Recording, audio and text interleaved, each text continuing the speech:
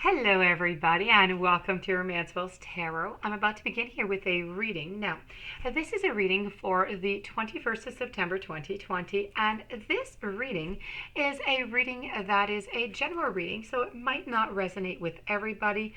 So please do take whatever resonates with you and just leave the rest of it aside. If ever you do have any questions and you would like to have your own personal reading, please do contact me at romancefulltarot@gmail.com, and it will be my great pleasure to send you the different type of readings that I can offer you, so we can go and find those answers that you're looking for, those answers that sometimes people don't want to give us, that we're searching for, maybe in guidance. So please do contact me so we can go and find those answers for you. That being said, if you do enjoy the channel and you have not yet subscribed, please do take a brief moment to click the subscribe button to show your support to the channel and to myself, and it is always greatly appreciated. So, with no further ado, we're going to begin this reading. Now, this reading here, as I said, it is a general reading, but it is prepared. The messages are destined to the sign of Sagittarius. So this is a blind spot reading, okay? But it's a blind spot reading on love, okay? It's about your true needs. What are your true needs that your unconscious is hiding from you? This is what I want to go get as an information. So I'm using the blind spot, and I'm also using, to finish off, a lovely James Van Praagh, The Power of Love, to come and finish it up. So let's begin with the a blind spot for your true needs, okay? These are your true needs, and this is your sigil. So this is all about belief. Now, when you draw this sigil here, in this situation, it is a belief that you are not seeing clearly enough that it is in charge of you at this time. There is nothing more dangerous than a belief. A belief is a cognitive bias.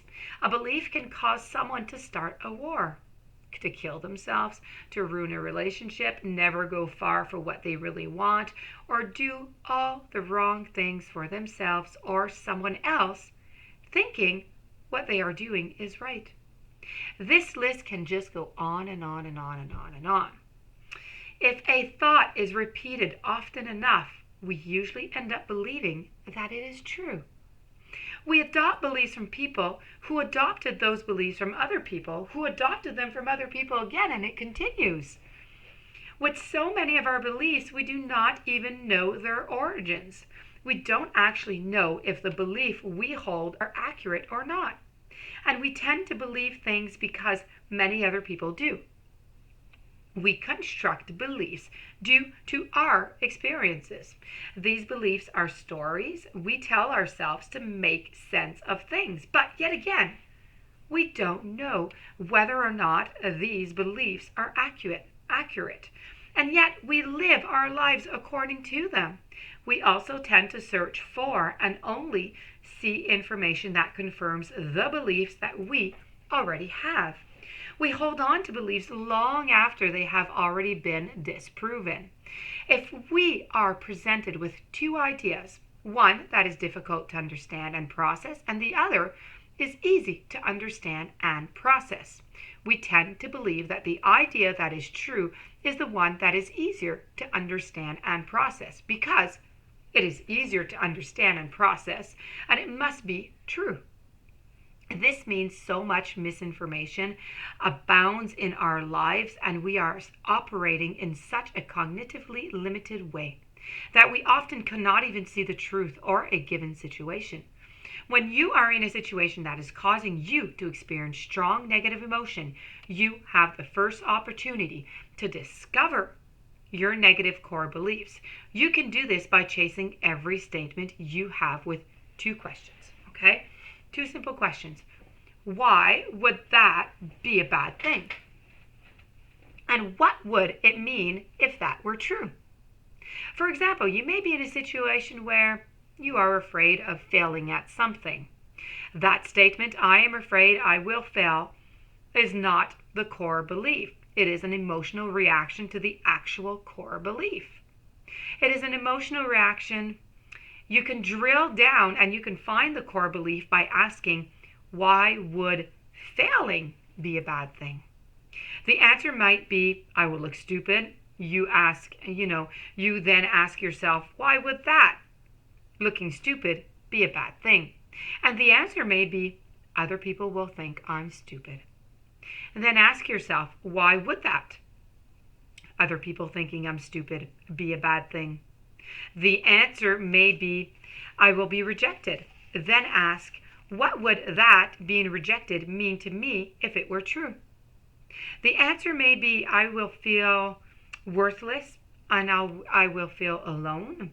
Then ask, why would feeling worthless and feeling alone be a bad thing? The answer may be, I will never be happy if I am alone.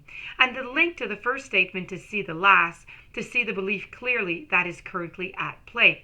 And in this scenario, it really would be. If I fail, I will never be happy because I will be alone. Often there's more than one layer to a core belief, and it is different for different people. So another person might have the same fear of falling and of failing, but they might hold a different belief within yourself, okay? The belief itself may often sound totally illogical to you. It may even seem ridiculous to your logical mind. It's good when you have this reaction to a core belief because it means that it's going to be easier to start to introduce thoughts that are opposite of that belief. It's easier to talk oneself out of a belief that seems ridiculous than one that makes sense. But you must realize that even though it seems ridiculous, it has a belief and it is yours, and it has rendered physical manifestations to match it. So it's a core belief that is affecting you greatly and preventing you from feeling good. Now, uncovering your core beliefs is a process that takes some time. It takes some practice.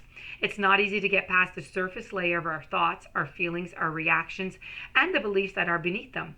But it is highly beneficial exercise. Once you identify your self-limiting core beliefs, you can look at them and you can decide, what would you rather believe?